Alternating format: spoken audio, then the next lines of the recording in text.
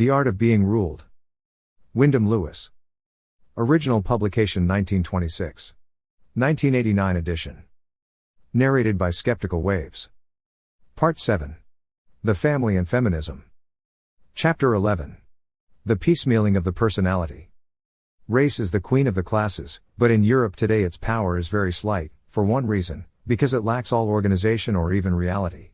But there are less fundamental ones, but usually far more present to our consciousness in everyday life, needing the greatest attention, and involving a variety of ritual. The other classes, it is true, have never been recognized as of the same standing as race. As a casus belli they have been inferior to it. None of these other differences, or the membership of any of the other classes, was recognized as a pretext for taking life. Race or nationality, on the other hand, has, in the modern world, been recognized as a sanction for murder by every state. But this sanction usually had only nationality to repose on, which was a very different thing to race. Marx, with his class war, indirectly demonstrated the absurdity of these privileges of race, especially when it was not race at all. The success of his system has shown how easy it is to substitute, in a disorganized, non-racially founded society, any class for the classical racial unit of the state. Once war between classes started spreading, from the teaching of Marx, it did not stop at social class, naturally. Schopenhauer, for instance, early in the last century, called women the short-legged race. So women were thenceforth one race and men another race. The idea of race substituted itself for that of sex. But where there are races there are wars. The sex war was soon in full swing. Schopenhauer himself, it is interesting to recall, was one of the first in the field. He early in life flung himself on a strange woman whom he found conversing on the staircase of the house where he lived, and threw her downstairs. For this pioneer engagement, however, he was forced for the rest of his life to pay a crushing pension to this crippled member of the enemy race. Women are notoriously unamenable to strictly racial mysteries. The classical example of this is that of the Sabine women deciding, as it is supposed, to remain the property of the Sabine ravishers rather than return to the defeated men of their own race. The child is the class that is most nearly associated with the sex classification, or rather, the age difference it represents. The child is father to the man, and the child is, as primitive societies saw, actually a different being, in spite of physiological continuity, to the grown man into which he develops.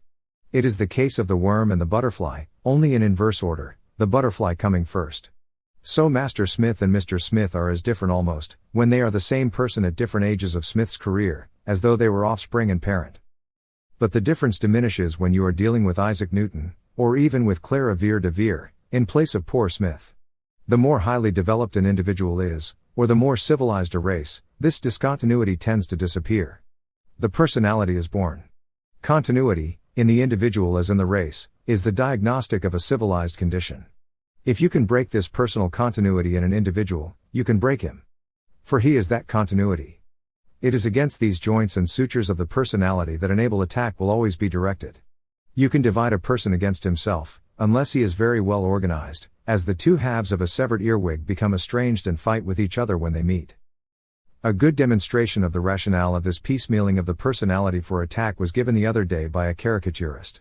He divided his celebrated victims into their young and old selves. In this way he had them in half, like hydras, and made the angry-tailed discourse with the fiery head. But you can effect far more than this. You can with luck cut men up so thoroughly that they become almost 6 months men, as they might be called, rather than men of one continuous personal life, than life men.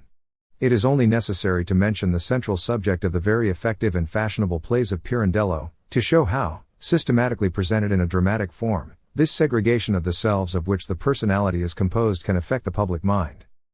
But there is no way in which people differ, however minutely, that does not supply material for a war. And the general contention throughout this essay is that they cannot have too much of class, that people's passion for class and for reposing their personality in a network of conventional classification, is not often realized. Where war is concerned you must, of course, disregard entirely the humanitarian standpoint. Passively men may even enjoy war, as the bird enjoys being drawn irresistibly to the fang of the snake. The blowing off of heads and arms is a very secondary matter with the majority of people. But that does not justify you as a responsible ruler in abusing this insensitiveness. When really well mixed into a good, strong group, men are so many automata, they hardly notice any disturbance, like a war. But that the conscious self, in so far as it remains, of the average human being is terribly bloodthirsty and combative, Much as I should like to, I find it difficult to credit. By themselves people are, everyone admits, averse to fighting. It demands too much energy. Perhaps a really perfect group, or class, to prevent itself from dying of inanition, would favor war, as a stimulant. But I think the more the question is examined, the more certain it is that people for themselves, not for others, they enjoy seeing other people fighting, and dying, naturally, and in the mass, prefer eating, sleeping, fornicating, and playing games of skill to killing each other. And even if the happiness of the greatest number is not so individual a matter as Bentham supposed, even if the happiness of dying, let alone living, with a huge crowd of people must have a serious claim on our attention, nevertheless the individual, betrayed momentarily by some collapse or etiolation of the communistic medium, does object very strongly to dying. As an individual he is all for not dying or being crippled, that is the law of nature. And the ruler who bases his action on the stability of this artificial man of communism constantly risks sinning against God.